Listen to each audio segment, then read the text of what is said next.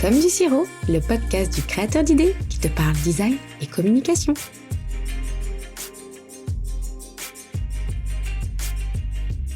La première stratégie, c'est d'aligner ton identité graphique sur les valeurs de ta marque. Ton branding visuel doit être le reflet de ce que tu es en tant que marque. Par exemple, si tes valeurs sont axées sur l'authenticité et l'artisanat, ton identité graphique doit le montrer. Des couleurs naturelles, des textures organiques, des polices cursives. Prenons l'exemple de Patagonia, qui est une marque engagée pour l'environnement. Tout dans leur branding visuel reflète leur engagement. Le choix des couleurs, les paysages. Un autre exemple, c'est Ben & Jerry's. La marque de crème glacée met en avant des valeurs de justice sociale et d'amusement. Leur identité graphique reflète ces valeurs à travers des couleurs vives, des illustrations ludiques et un style plutôt décontracté.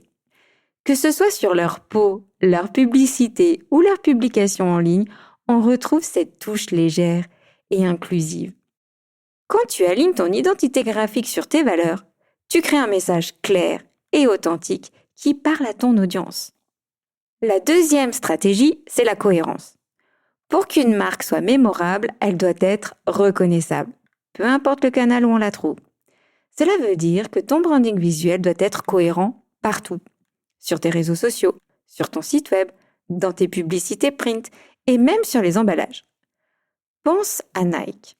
Que tu regardes un spot publicitaire à la télévision, un post Instagram ou une affiche dans la rue, il y a cette même cohérence graphique. Le swoosh, emblématique, les couleurs, simples et le message qui transpire la performance. Cette cohérence permet à l'audience de reconnaître la marque et renforce la confiance.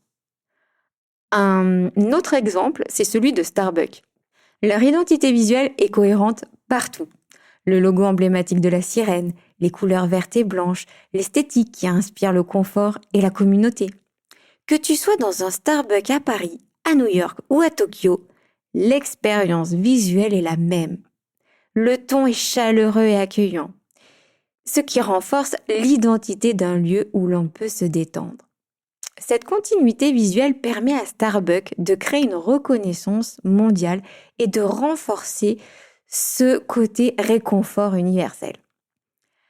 Assure-toi que ton identité visuelle est bien documentée dans une charte graphique pour que chaque support, chaque canal respecte la même direction. La troisième stratégie, c'est d'intégrer du storytelling dans ton branding. Le storytelling graphique, c'est l'art de raconter une histoire à travers les images. Cela peut être des illustrations, des photos, des icônes ou même la façon dont tu organises les éléments visuels sur une page. Une marque qui réussit plutôt bien à intégrer le storytelling graphique, c'est IKEA. Chaque campagne raconte une histoire. Leur visuel ne se contente pas de montrer le produit, mais crée une atmosphère, une expérience. Un autre bon exemple, c'est Michel et Augustin. Leur branding visuel raconte l'histoire de l'artisanat gourmand et de l'amusement. Les illustrations dessinées à la main, les anecdotes sur leur emballage et les photos décalées de l'équipe transmettent une image de proximité et de véritable bonne humeur.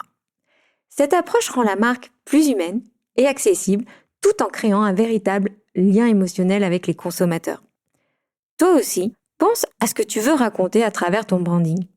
Cela peut être l'histoire de la création de ta marque, les valeurs que tu veux défendre ou tout simplement des anecdotes liées à ton produit. Le storytelling visuel humanise ta marque et permet de créer un lien émotionnel avec ton audience. Pour résumer cet épisode, voici donc les 3 stratégies pour améliorer ton branding visuel.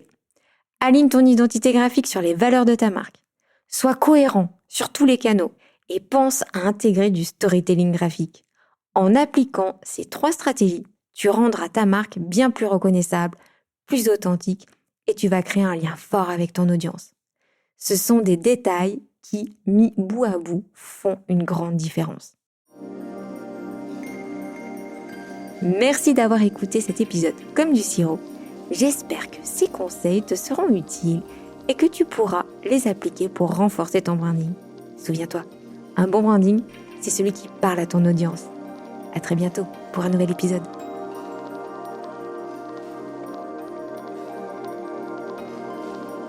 J'ai adoré partager cet épisode avec toi. Pour soutenir C'est comme du sirop, fais du bruit sur tes réseaux sociaux et partage l'épisode. Je te donne rendez-vous les 2e et 4e vendredis du mois. En attendant, je vais me servir du bon sirop bien frais. À bientôt, bisous bisous.